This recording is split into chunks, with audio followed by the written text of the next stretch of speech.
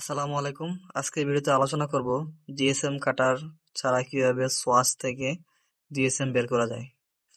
প্রথমে wedge line বরাবর সমানভাবে কেটে নেব। দুই পাশে সমান করে কেটে নেব। তারপর সোয়াচে লেন্থ ওয়াইজ কত সেন্টিমিটার আছে সেটি দেখে নেব। এখন লেন্থ বরাবর সেন্টিমিটার পেয়েছি 7.8 সেন্টিমিটার। এখন উইথ ওয়াইজ হিসাব করে নেব। উইথে 4 সেন্টিমিটার। এখন সোয়াচের ওয়েট বের করে নিলাম।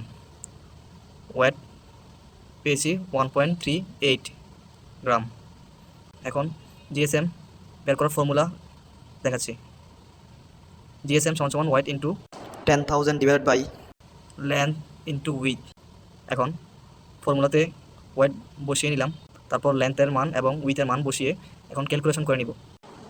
এই ফর্মুলা প্রয়োগ করে আপনি যে কোনো কাপড়ের যে কোনো সাইজের জিএসএম বের করে নিতে পারবেন। আমরা জিএসএম পেয়েছি 442। ধন্যবাদ।